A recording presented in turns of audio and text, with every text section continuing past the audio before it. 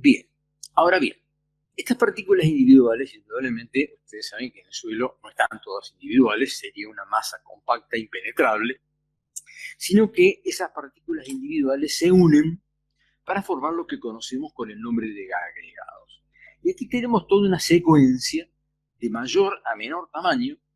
y en primer término estamos viendo aquí un macroagregado. Fíjense que la escala es de 3 milímetros, estamos hablando de una escala que es fácilmente visible a simple vista, en la cual podemos llegar a apreciar las partículas individuales que conforman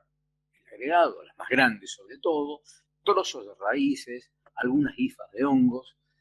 pero estamos hablando de una escala macroscópica. Ahora, si dentro de este macroagregado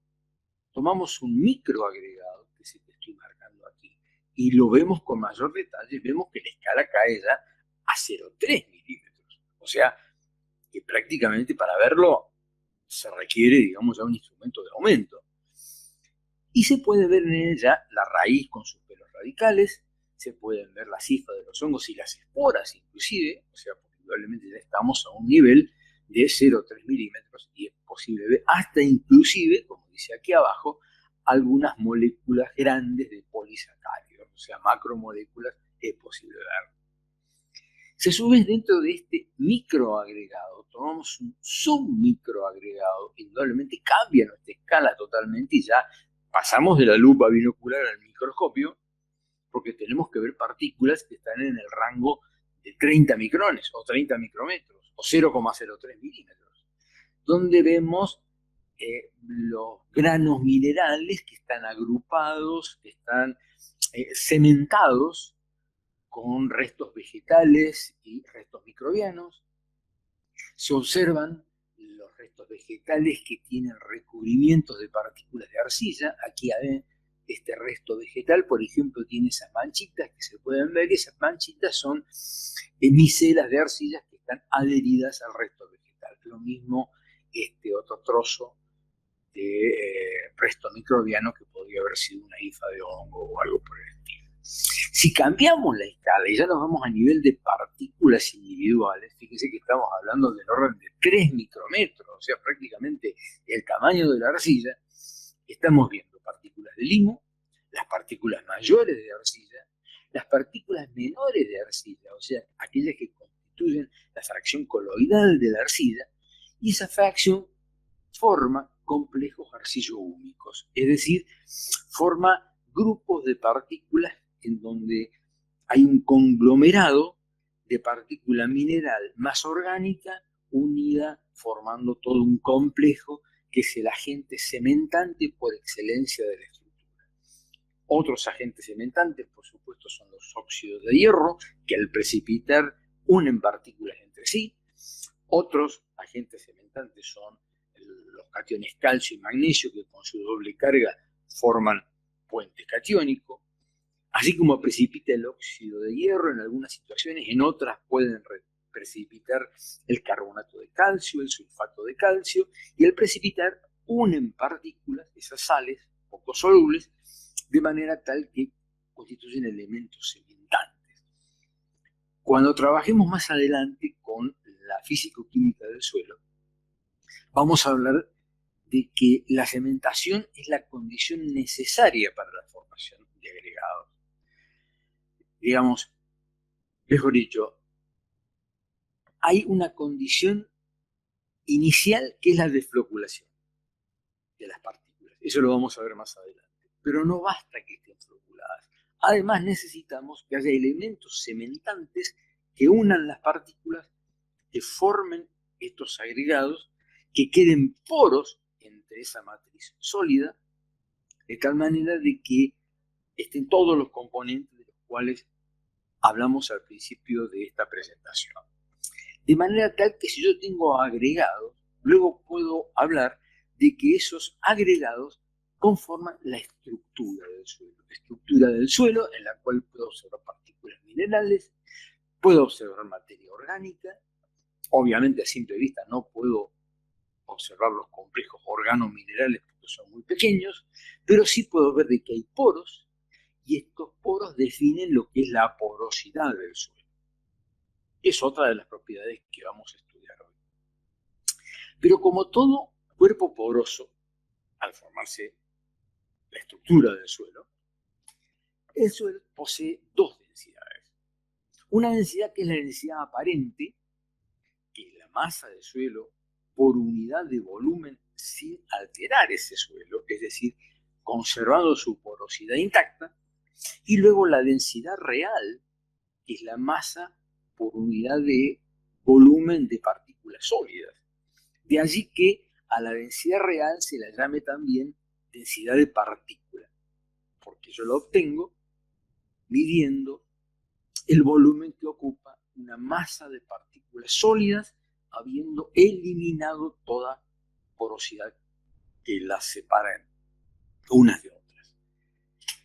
Para acceder a cada una de ellas, por supuesto, hay distintas metodologías. Estas metodologías están detalladas mejor en los videos de la parte práctica, que ya tienen subidos al aula virtual, pero en general, para medir la densidad real, mejor dicho, la densidad aparente, perdón, lo mejor es tomar una muestra inalterada. Eso se logra extrayendo la muestra con un cilindro, presionando el cilindro, tomando una masa de suelo inalterada, y luego de secar esa masa de suelo, se toma su masa y ya se conoce el volumen, que es el volumen del cilindro que tomó la muestra. Entonces hacemos la relación de la masa que obtenemos a través de masar ese suelo en relación al volumen del cilindro y obtenemos la densidad aparente. En cambio, la densidad real ya se quiere trabajar con otro nivel de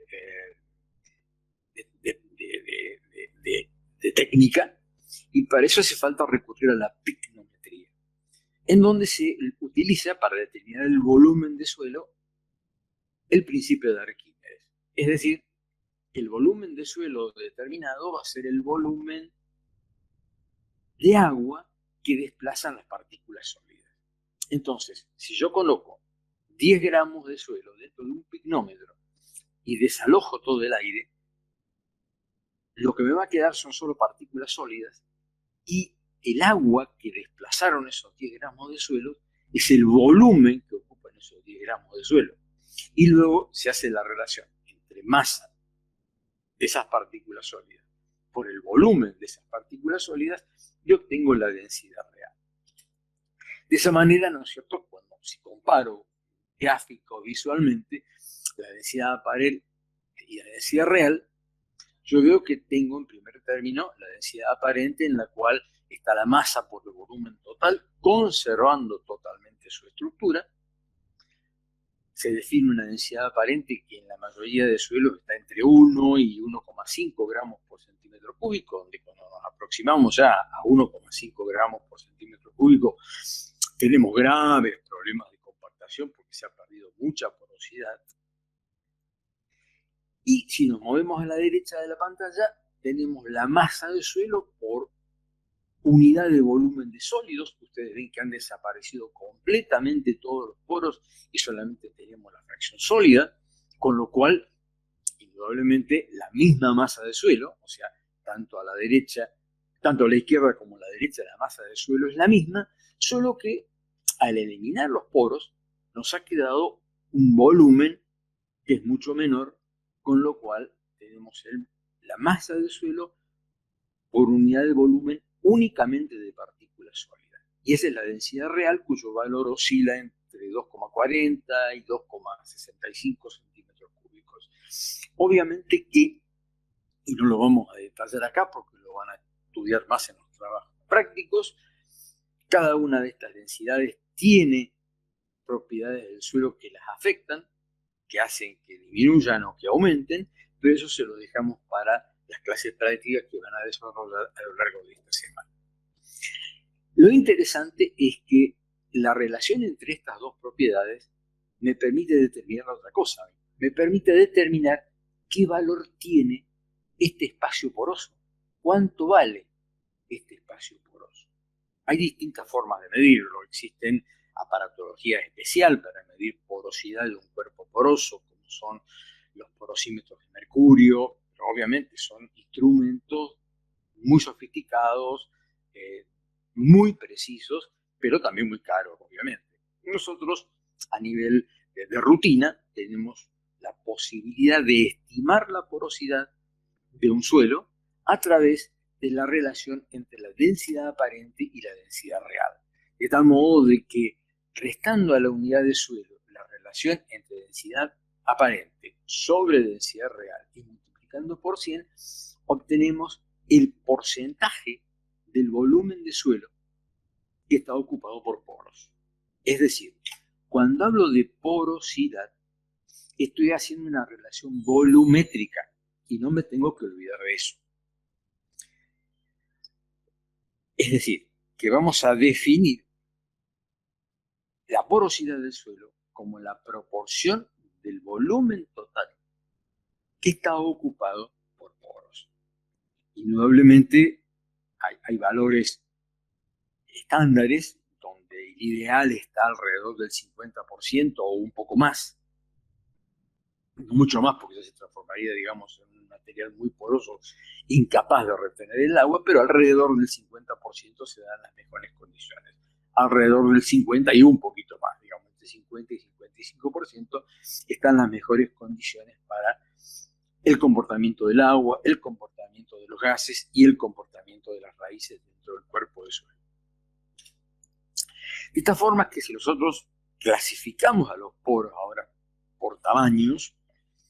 vemos que todos aquellos poros que tienen menos de 0,2 micrómetros retienen agua, pero retienen agua con una energía tan grande, y eso lo vamos a ver cuando estudiemos agua del suelo, que es otra de las propiedades físicas, digamos, la retención de agua por parte del suelo, retienen agua con tanta energía que la planta no puede generar el potencial suficiente como para absorberlo. Más allá de eso, tenemos la porosidad capilar, también llamada microporosidad, está entre 0,2 y 6 micrómetros, donde entre 0,2 y 3 micrómetros está el agua no fácilmente utilizable, o sea, son aquellos poros que contribuyen a la resistencia a la sequía porque retienen con un poco más de energía el agua, pero la van a entregar en la medida que las plantas la necesiten y hagan el potencial negativo suficiente para absorber.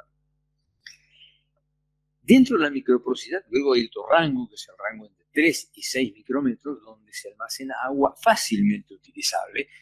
que, como el nombre lo dice, aquella que las plantas pueden extraer realizando la menor energía, y por lo tanto es la fracción de agua que contribuye a los altos rendimientos, dado que la necesidad energética para absorber esa agua es relativamente baja. Luego tenemos otro rango de poros, donde está la porosidad no capilar, o macroporosidad, ya un rango de poros que no son capaces de generar retención de agua, pero que sí contribuyen a la aireación y al drenaje del agua, al movimiento del agua más o menos rápido dentro del suelo y a la aireación del suelo. Particularmente aquellos poros mayores a 10 micrómetros son los que constituyen la capacidad de aire, es decir, el volumen de suelo que es capaz de contener aire a disponibilidad de los elementos, de los microbios que viven en él o de las raíces que estén también viviendo en ese suelo.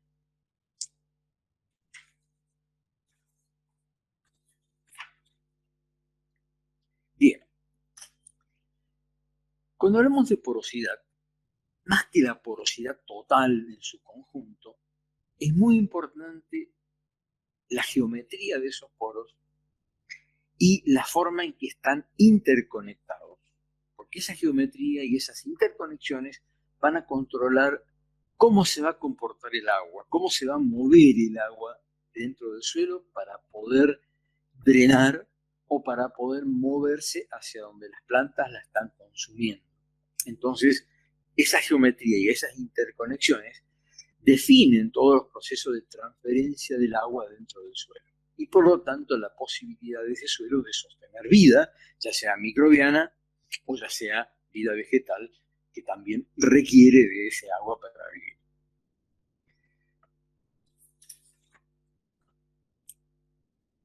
Dentro de algunas propiedades en las cuales tiene influencia la porosidad, una de ellas es el agua extractable, o sea, el agua que pueden consumir las plantas. Y ese rango hídrico, si no lo han visto en agroclimatología, lo van a ver en climatología también, además de la morfología, está entre un punto que se denomina capacidad de campo, que es donde actúan los microporos de mayor tamaño y está contenida el agua con la menor energía posible, hasta un límite inferior de retención, que es la capacidad de la marchidez permanente, donde el suelo contiene agua en diámetros de poros con una energía suficiente como para que las plantas no lo puedan extraer. Es decir, entre ambos límites, el límite superior marcado por la capacidad de campo y el límite inferior marcado por la capacidad de marchidez permanente, la porosidad de ese suelo y su geometría de poros define el agua extractable. Otra propiedad fundamental es no solo que el suelo almacene agua a disponibilidad de las plantas, sino que permite el movimiento del agua. Por lo tanto, la porosidad del suelo y su geometría define también la conductividad hidráulica representada por esa letra K, que indica la mayor o menor facilidad con que el suelo permite el flujo de agua dentro de ella. De manera tal que lo podemos representar utilizando nuestro cuerpo de suelo con poros, indicando que la conductividad hidráulica es la que permite el pasaje de agua, o la capacidad del suelo de permitir el pasaje de agua, y se expresa en milímetros por hora. Fíjense ustedes que tienen, en cierta forma, unidades de velocidad. Normalmente cuando hablamos de velocidad estamos acostumbrados a hablar de kilómetros por hora. Bueno, en el caso del suelo, cuando estamos hablando de microprocesos, son milímetros que el agua se puede mover por unidad de tiempo, en este caso por hora o por segundo. Depende en qué sistema de unidades estemos trabajando. Y esta conductividad hidráulica depende, dentro de lo que es la porosidad, de la geometría de los poros, de cómo se distribuyan los tamaños de poros. Tengo muchos poros grandes y poros chicos, o principalmente dominan poros chicos y hay pocos poros grandes, lo cual hará que la velocidad a la cual se mueve el agua para atravesar ese suelo sea muy distinta. Depende, por supuesto, de la porosidad total. Y si estamos hablando del ingreso de agua al suelo, depende del estado en que se encuentra la superficie, es decir, cuán compactada esté la superficie del suelo, o cuán degradada está la superficie del suelo, o cuán conservada esté la superficie del suelo para permitir el ingreso de agua. Y he puesto 3 puntos suspensivos porque podríamos seguir agregando, pero con esas propiedades yo creo que ya es bastante como para marcar el impacto de la porosidad en la transferencia de agua a través del suelo. Ya para ir cerrando y sintetizando lo que hemos estado hablando hoy,